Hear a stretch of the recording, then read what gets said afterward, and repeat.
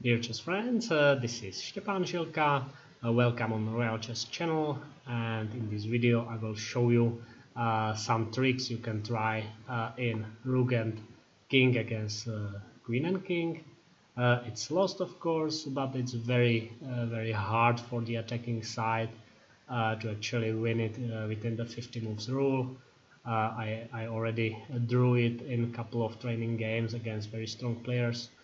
And it's basically the attack is very hard, while the defense I think it's quite easy. Okay, I have this hard written here in the image, but I basically think that it's much harder to win with the queen. Okay, the defense also needs some skill, but the winning process is very hard, and that's what I want to point to. There are some people that just say that it's resignable immediately, that this is not worth playing, and sometimes even the same people say that they wouldn't make a computer, that against table base they probably wouldn't win it within 50 moves. What I want to show you here is that defending like a table base is quite easy, quite achievable with a few rules that I will show you in this video. So if you are the one who likes to resign this position, feel free to skip the video, because we will try to draw a position which is actually something like made in 30 moves or something like this. So you must build some defense. Usually this rank defense is pretty hard to cross. It's impossible to lose the rook. There's no checking square from which the queen could actually hunt down the rook, and you go after the queen. You go after the queen, which means that from which square? Okay, currently it could win the rook only from e1 or c7, but it's just an absolute distance from, it's absolutely not reachable by the queen. And okay, so queen b6 is now or queen g3 is now one of the options, and you can just swing to the other side.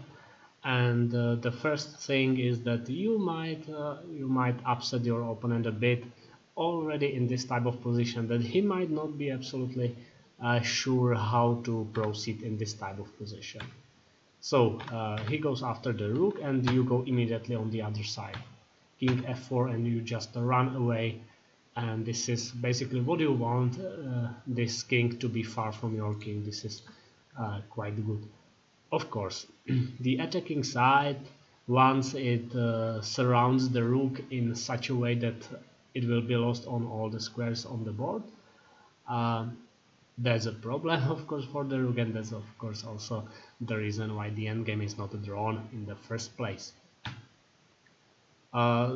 This looks ridiculous, this queen h2 check, but it's actually the correct according to table base. And you see that it doesn't much make sense what black is doing, but what he actually achieved is that he kicked your king from the central square to a bit more distant place now, and now the king is returning to the rook.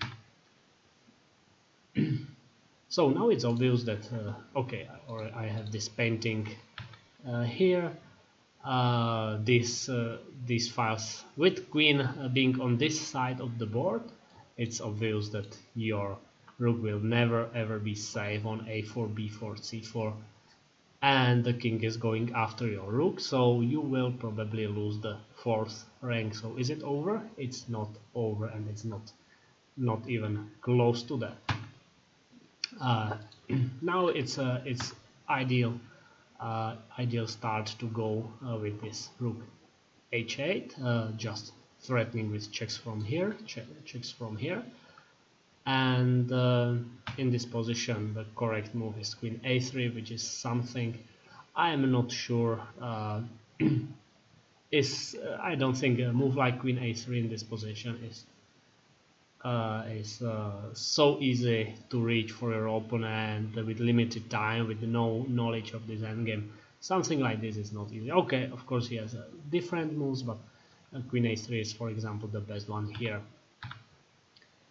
And what I wanted to explain you with this, okay, first, what's so fascinating with the rook on h8? It's very distant from your king. It looks like it can be checked by some means from the board, but when you look closely to this location of the rook, it's basically impossible to ever capture, because you will never capture it from the h file. You will never capture it with check from 8th rank, so you can actually only try to capture it from this diagonal check. And there's the big problem for black, that he has a king there, so there's no queen e5 check winning the rook, no queen f6 check, no queen g7, no queen h8, and is the point. So basically there are only 2 squares on the board from which the rook could be taken, and once you just go with your king, or probably this way, to the queen side, there will simply never ever be check on b3 or c, or on b2 or c3. So it's the way how you can make things pretty hard for your opponent. And let's continue with queen f5 check, king e4. This looks fascinating. Okay, now I certainly hunted down the rook. This is what your opponent will probably think in this position. I protected d8 square, I protected h5 square, your rook is alone on a1, and just I will check you wherever you go. Mistake. I go to the same setup on the other side. Again, the king being the problem on this line, because if there was not the king, of course there would be check and it's over. But the point is that the king is in the way of your plans, and again from these 2 squares will never come check, because you will again go to the other side of the board with your king. So I just continued with some moves. Now queen b6 is table days, I think, the first choice. And of course now you cannot go something like this. You must make some decision, and you have some options. You can decide on based on what you think can make your opponent's life the hardest. But I just decided to pick another move, rook b1, and it's just the same, because again no check from this file, no check from this rank, and again the king is in the way of any potential check to the rook. So it's just again this is not gonna happen. No queen b3 winning the rook. So this is the most important idea in this defense of rook against queen. People think that these stalemate motifs are the most important, but basically this is, I think, even more important. So let's make some moves. King e4, now check, and now let's say that your opponent is again happy, because this square is protected, so no check. And where's the rook going? Because if you go here, you will just get mated very soon. On c7 you will lose the rook, and there is no longer this hiding, because the hide would actually mean that you would have to be on something like f, g, h, I, j, k, very, very far to hide behind this king. So is it over? No, it's not over.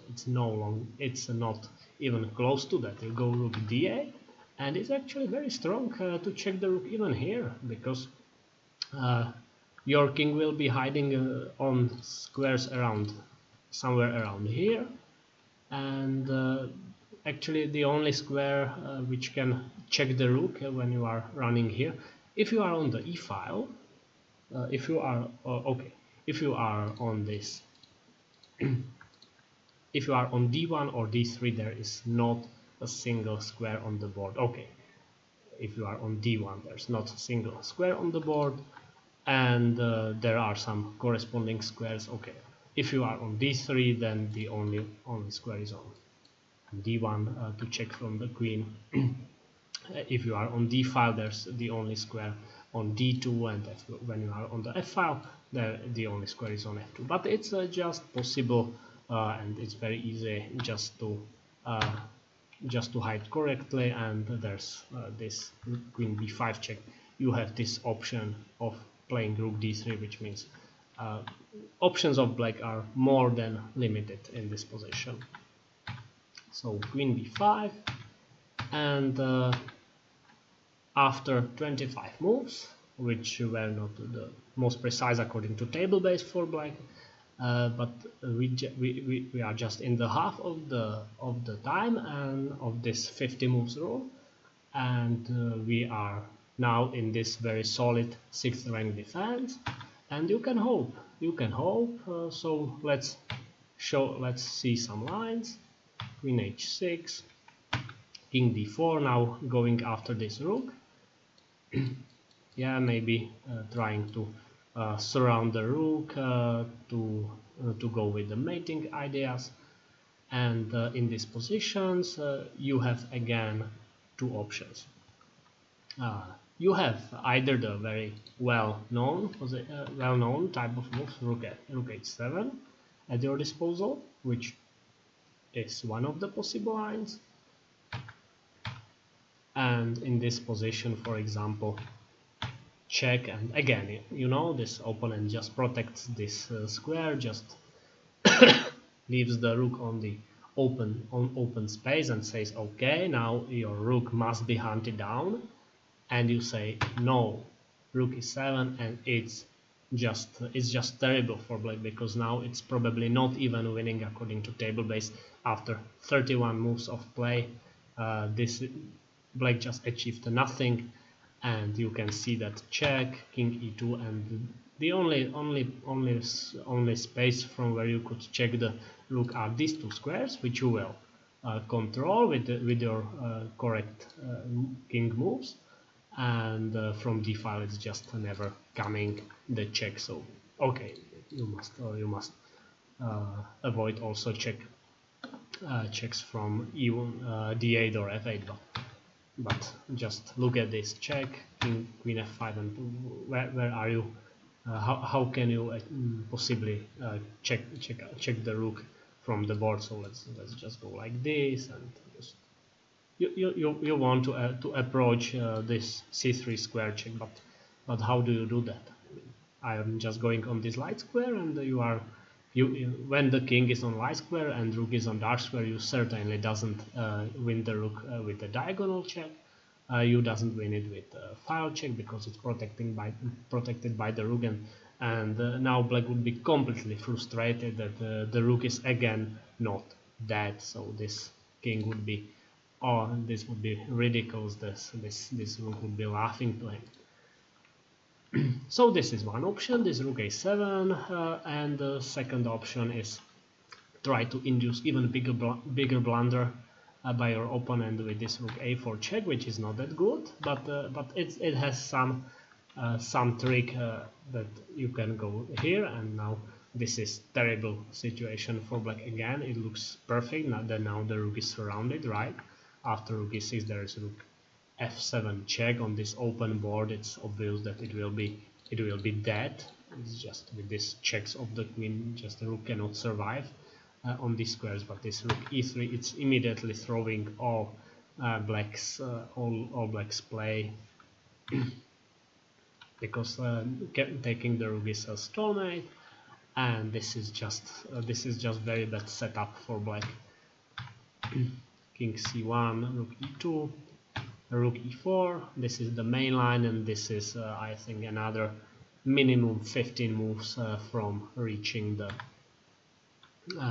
the position where black either mates or takes the rook. So this is another main line, and just showing you some potential. And again, it will be pretty hard to win the rook. So if black is capable of making a bit of precise moves in the row, then he will probably hunt down your rook somewhere, or destroy your coordination and just mate you, because it's just winning for black. But as you can see, this is already move 45, in this, and white black didn't do anything extremely wrong except of this king b2 and okay, this is 46 moves, so we will probably survive, even though this is no longer a position you are very happy to be at. So this was just some idea on playing king and rook against king and queen. There are even analyses proving that on a bigger boards like 16 times 16, if the board was four times as big, just twice to the right and twice to the bottom, the rook can already hold with this jumping behind the king.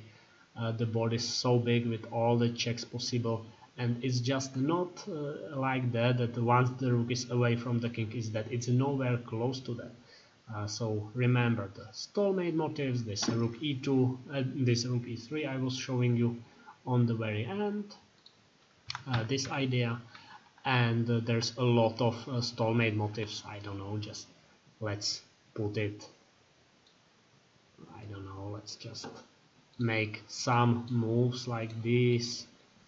Just of course these motives, it can be with check, it can be offering the rook, it can be just in a lot of different situations. So just remember stalemate motives, important, very important, and remember this hiding behind the king and this very hard way how that your opponent cannot actually win the rook when it's on the same file with the king. In this sense it's very hard to win the rook. Either it's virtually impossible without some deep preparations. It's just you will never lose your rook in 3 moves in such a location. So this is everything already to the video. I hope you like it, you you get some new information.